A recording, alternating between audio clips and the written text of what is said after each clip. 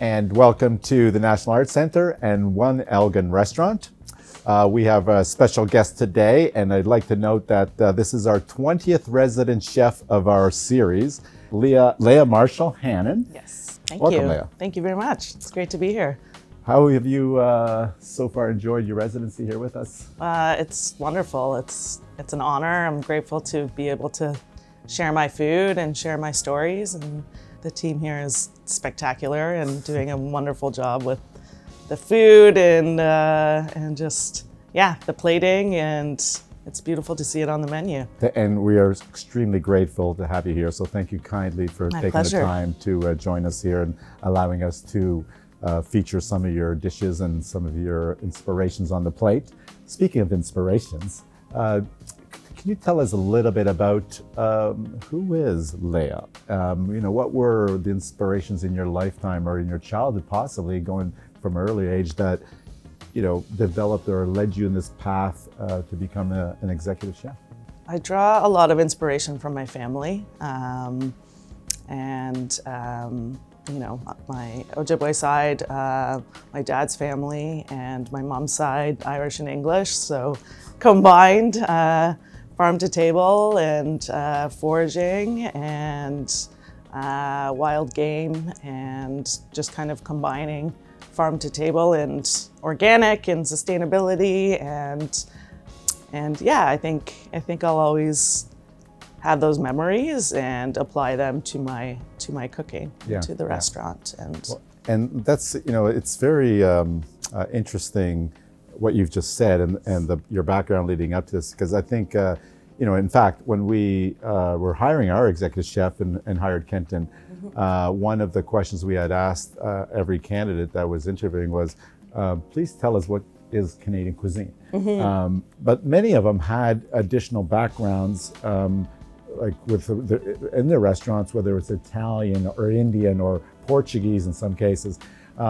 Yours is truly Canadian per se, like as far as the foraging, the vegetables, and the heritage component. Would you agree with those influences? And what would you consider Canadian cuisine? I guess local and native to your environment and to the proximity of where you are, living off the land and understanding what is sustainable to you and your environment.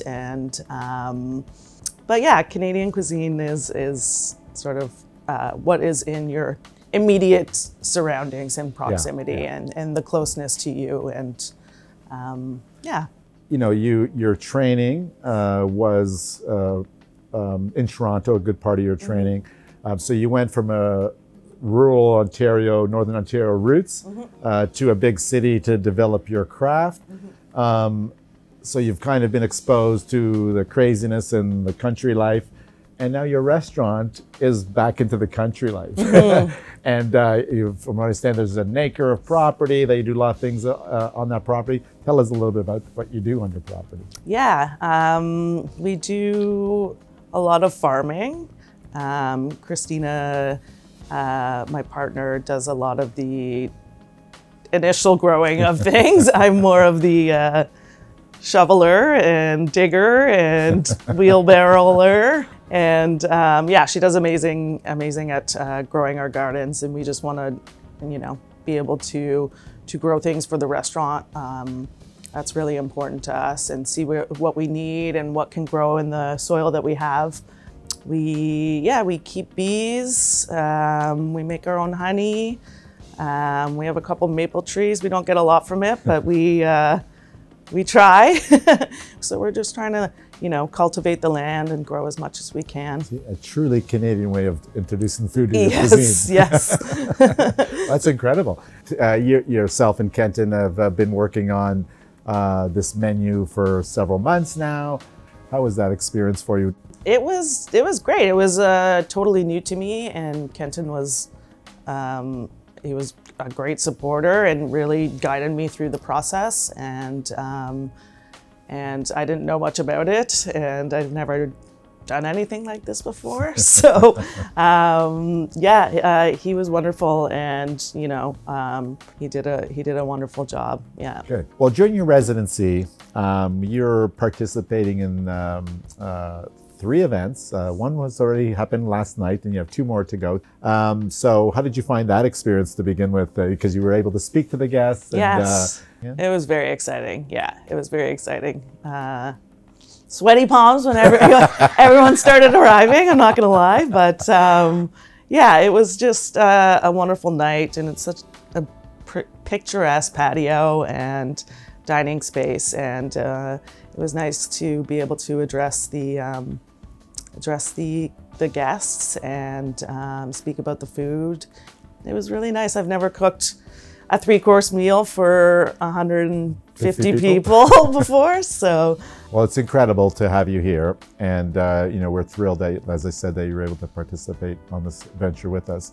If guests or visitors are unable to partake in the menu while it resides in the restaurant, how can and where can they taste your food? Tell us a little bit more about your restaurant, so guests would know, where to go to consume or partake in some of your culinary delights. Stella's is located in Prince Edward County, and an area called Wapoos.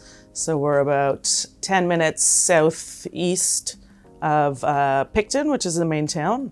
And Stella's menu is, like I said, Indigenous inspired, farm to table.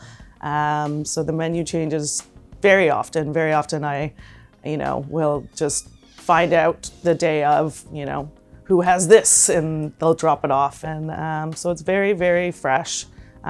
Changes often. We do have some things that we keep on the menu that are staples, but we'll change the ingredients or the components or the garnishes for that.